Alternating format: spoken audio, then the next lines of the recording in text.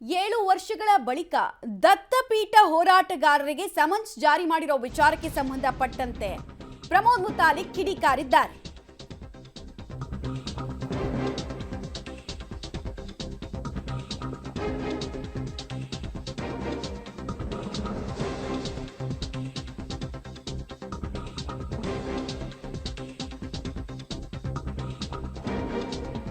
Hindu ಕಾರ್ಯಕರ್ತರನ್ನ target ಮಾಡಿ Muslim ಭಯೋತ್ಪಾದಕರನ್ನ ರಕ್ಷಣೆ ಮಾಡ್ತಾ ಇದ್ದಾರೆ ಅಂತ ಹೇಳಿ ವಾಗ್ದಾಳಿಯನ್ನ ನಡೆಸಿದ್ದಾರೆ. ಕಾಂಗ್ರೆಸ್ ಸರ್ಕಾರದ ಮೇಲೆ ಗಂಭೀರ ಆರೋಪವನ್ನ ಪ್ರಮೋದ್ ಮುತಾಲಿಕ್ ಮಾಡ್ತಾ ಇದ್ದಾರೆ.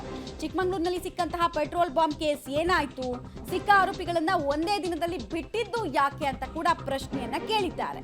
ಪೆಟ್ರೋಲ್ ಬಾಂಬ್ ಕೇಸ್ ಮಾಹಿತಿ ಕೊಡೋದಕ್ಕೆ ಸರ್ಕಾರಕ್ಕೆ ನಾವು ಪಟ್ಟು ಹಿಡಿತಾ ಇದ್ದೀವಿ ಅಂತ ಕೂಡ ಶ್ರೀರಾಮ್ ಸೇನೆಯ ಮುಖ್ಯಸ್ಥರಾಗಿರುವಂತಹ ಪ್ರಮೋದ್ ಮುತಾಲಿಕ್ ಅವರು ಪ್ರಶ್ನೆಯನ್ನ ಕೇಳ್ತಾ ಇದ್ದಾರೆ.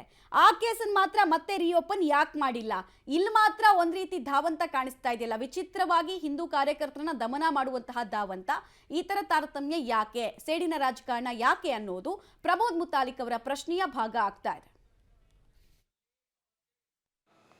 ಇತ್ತೀಚೆಗೆ ಕರ್ನಾಟಕದಲ್ಲಿ ಕಾಂಗ್ರೆಸ್ ಸರ್ಕಾರ ಹಿಂದೂ ಕಾರ್ಯಕರ್ತರ ಮೇಲೆ ಟಾರ್ಗೆಟ್ ಮಾಡಿ ವ್ಯವಸ್ಥಿತವಾಗಿ ಕೇಸ್ಗಳನ್ನು, ಹಳೆಯ ಕೇಸ್ಗಳ 30 ವರ್ಷದ ಕೇಸ್ಗಳನ್ನೆಲ್ಲ ಓಪನ್ ಮಾಡಿ ಅರೆಸ್ಟ್ ಮಾಡುವಂತಹ, ಗಡೀಪಾರು ಮಾಡುವಂತಹ ಒಂದು ಟಾರ್ಚರ್, ಒಂದು ಹಿಂಸೆ, ಭಯದ ವಾತಾವರಣ ಸೃಷ್ಟಿ ಮಾಡ್ತಾ ಇರುವಂತಹದ್ದು ಈಗ ಚರ್ಚಿತ ವಿಷಯ ಆಗಿದೆ. ಅದೇ ಮಾದರಿಯಲ್ಲಿ ಚಿಕ್ಕಮಗಳೂರಿನಲ್ಲಿ